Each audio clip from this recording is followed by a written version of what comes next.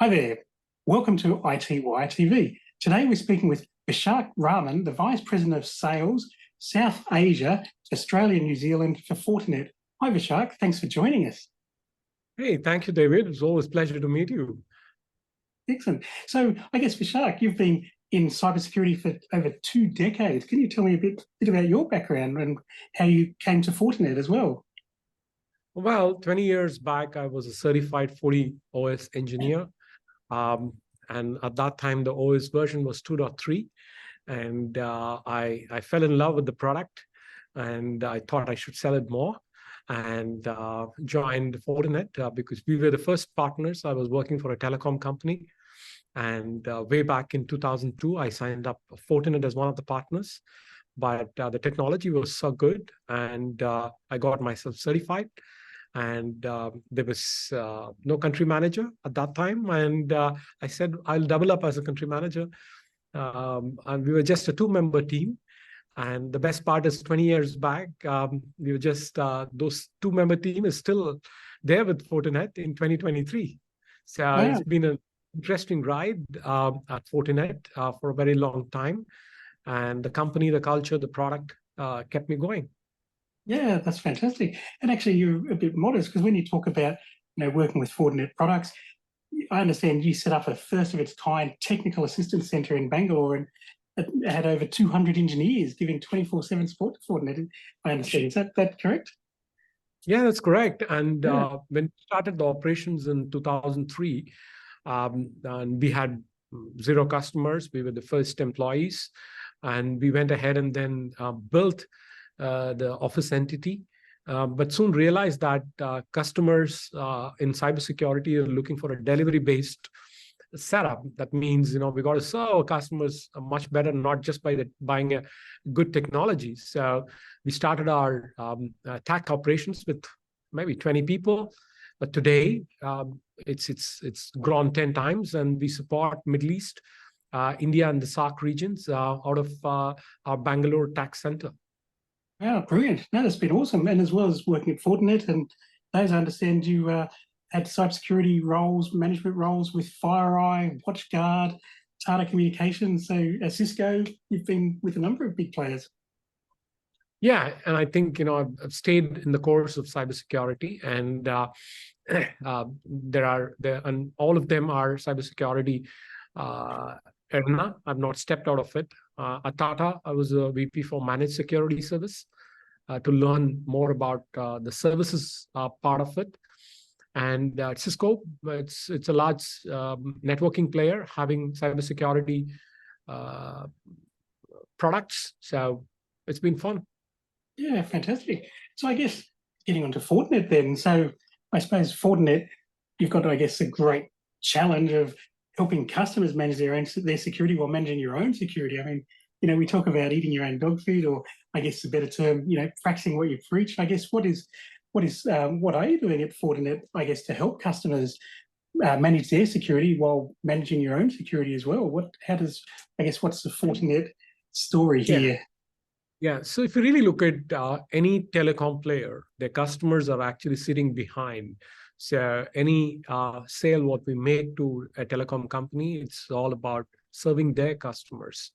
So we need to be a lot more, I would say, a delivery-led business in the telco space than just a telco is actually helping their customers as business outcomes. And that's something what we actually help customers to. Customers are in turn serve their multiple enterprise. So dealing with the telecom players is about serving their customers in turn.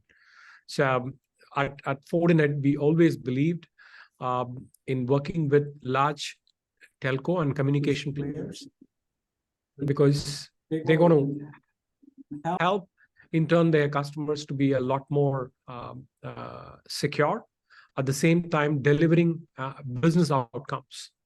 So at Fortinet, we always had a good interaction with telecom customers, close to about 30% of our global revenues actually come from telcos. And they offer us in the core in terms of protecting their critical infrastructure, at the same time using the same platform to offer managed services back into their customers. And way back, a decade back, we started with our secured clean pipes. That means when a customer sells just a normal internet bandwidth, but that bandwidth is cleared with free of viruses, malwares, and Fortinet does it at the core, and the customer consumes a clear, I would say, it's like a water purifier done at the big core, and the customers consume those services back. So telcos has been always a big focus area for Fortinet, because we, in turn, servicing one single telecom customer, service thousands of enterprise customers behind the telco or the carriers. Yeah, fantastic. No, that's interesting. So I didn't know that Fortinet had such a large footprint with telco. So my own home internet connection probably is being safeguarded by Fortinet back at my ISP, maybe. Yeah, it depends upon the carrier and the services what you've subscribed to, and that's something which carriers have been, doing service creation at the core, in terms of offering anti-malware, anti-DDoS solution, and making sure that all your home users, when they are browsing the internet, goes through a scrutiny process of web filtering. So at the core, you have a very large chassis-based solution, our FortiGate 7000 chassis, which actually cleans all the viruses, malwares at the core, and offer that services back to customers. And we could do it at scale because we're doing it at the core at wire speed. Yeah, okay, excellent. And I suppose, I'm intrigued by your background as well, which talks about from alerts to response and empowering security operations with AI. I guess, what can you tell me there? What is Fortinet doing with AI, and how are you helping companies, of all sizes manage their alerting and their response? So if you really look at the cybersecurity market, it's hugely fragmented, because we allow customers to consume point products for point problems. What it means is, I have an email problem, I bought an email security solution. I had a firewall problem, I bought a firewall. I had a web filtering problem, I bought a web filtering separate console. So end of the day, it turned out to be a multiple console hopping, if you want to really look at a threat. And second, every single product started giving and beacon their own individual alerts. So there's a huge amount of alert fatigue, what customers end up with, and console hopping. And this is where the entire security operations were mired with, and skill sets were a much bigger problem. So security operations were hindered, and all people were really interested was, how can you detect your attack faster? How can you remediate your attack faster? If you detect an attack, how can you automate that quickly and remediate that? So end of the day, security operations play a very important role in terms of detecting an attack, remediating, and bringing in the level of automation, what it requires for the customers. So Fortinet does all of those great technology at the FortiOS in terms of mitigating all the threats at the core. But at the same time, Fortinet went ahead and then acquired few companies.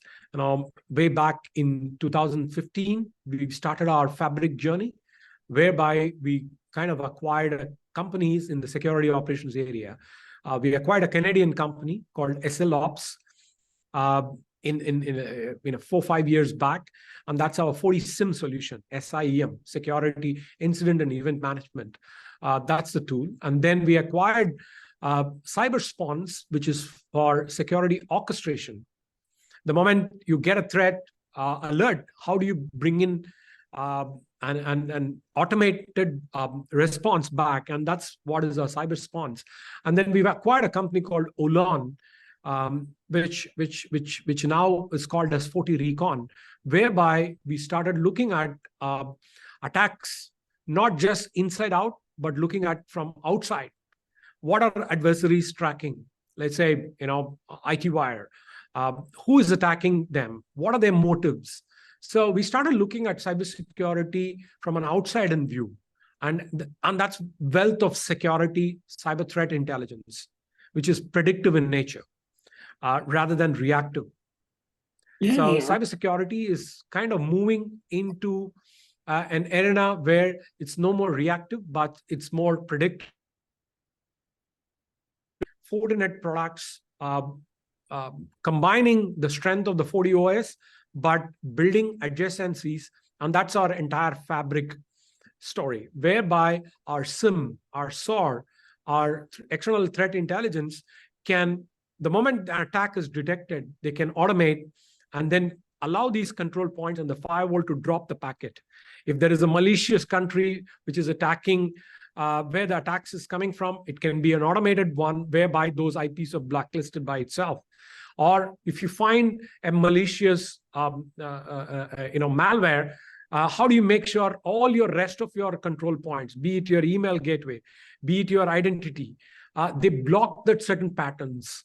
So how do you make sure you build a mesh architecture whereby all these security gateways talk to each other and make sure they detect once, but protect everywhere?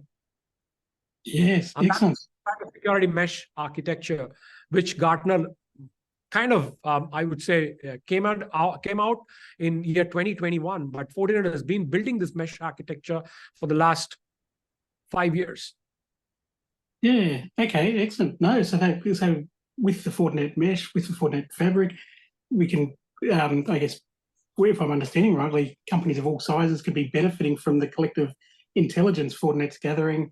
And and the world is moving towards predictive intelligence, because when you actually look at mitigating your attack at the we call it a cyber kill chain in a cyber security practitioner view. When an attack actually happens, there are stages. There's close to about 7 stages what the cybersecurity kill chain actually sort of has. One is, the first stage is reconnaissance, where you actually look for vulnerabilities and then allow your malware to be planted.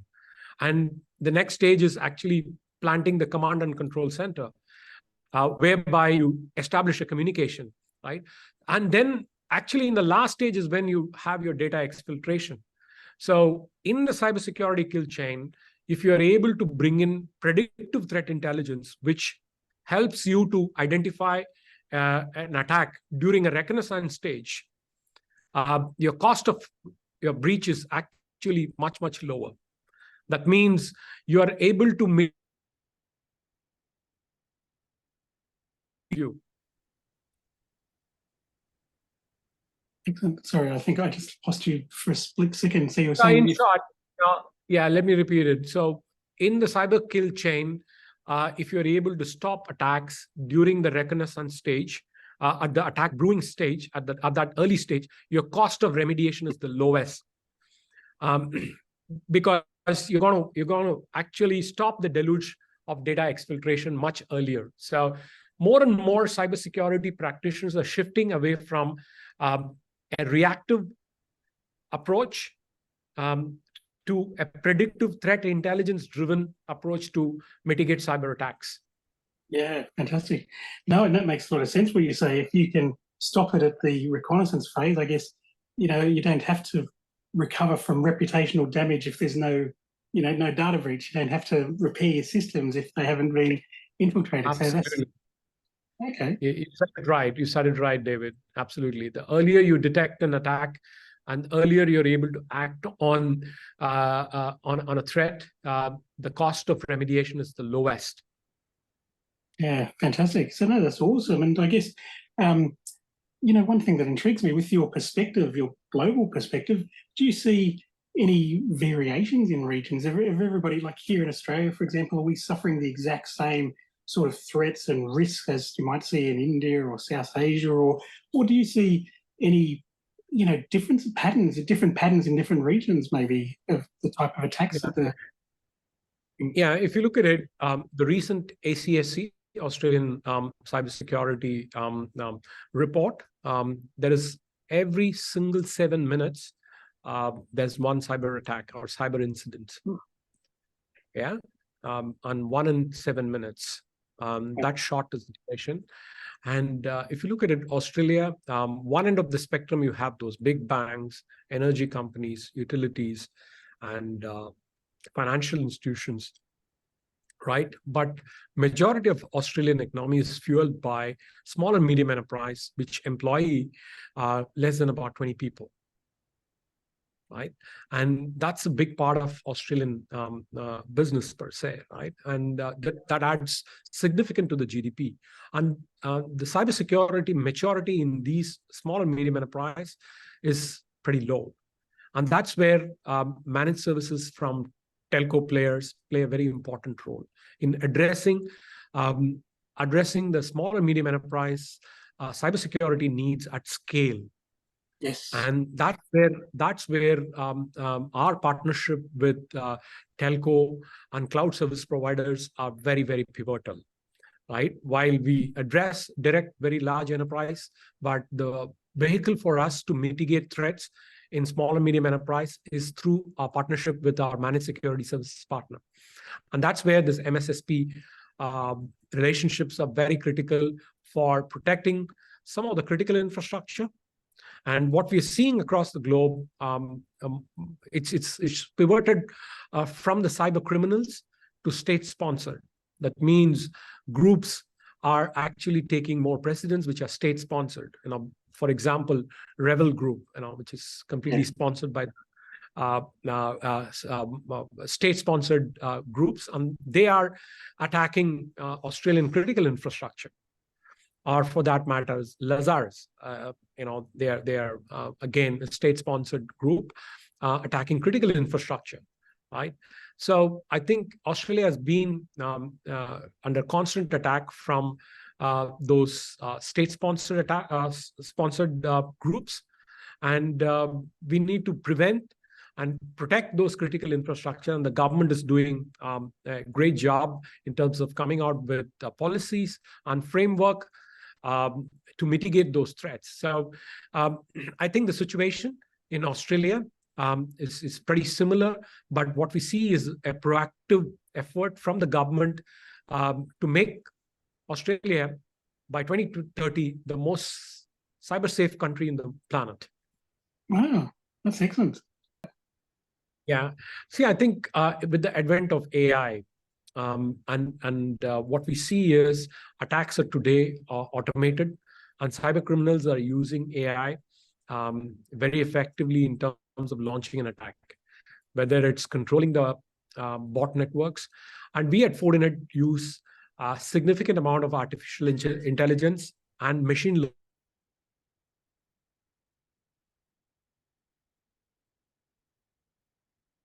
is an AI system which is trained for close to about 5.6 years. We have multi-million sensors which is deployed, and that sensor network feeds the FortiGuard labs with samples collected across the globe. And I'm talking about close to 1 million malware samples, close to about 250,000 URLs per day.